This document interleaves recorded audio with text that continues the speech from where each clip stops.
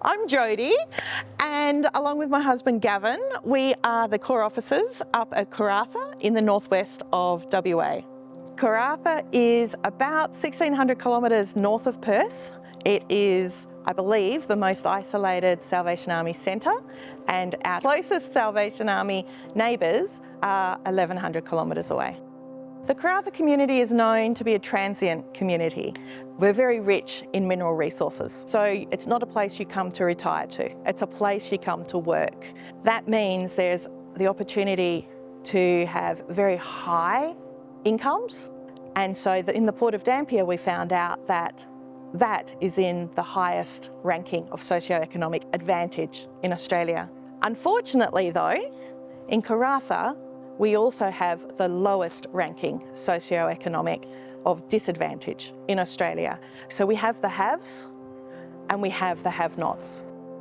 The Salvation Army has been in Karratha since 1972, and they built their first building, which amazingly was not a church, it was actually the Women's Refuge. The Women's Refuge was built because it was recognised that domestic violence and women and children were particularly vulnerable if the family had split up and perhaps they had company housing.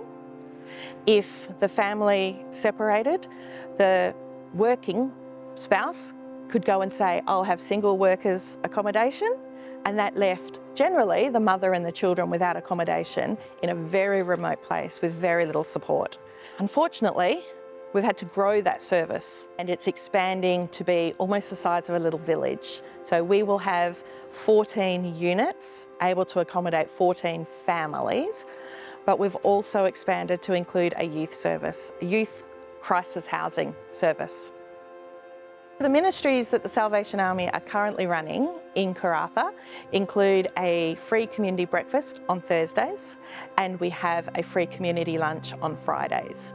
The conversations I get to have with people who are coming through our centre are just incredible and humbling.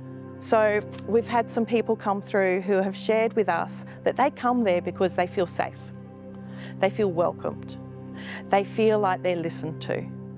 And there are people asking for something to start. When is your service going to start? And we're keen, but the word from the Spirit is wait.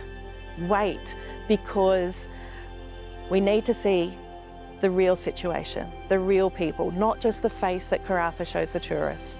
We need to see underneath.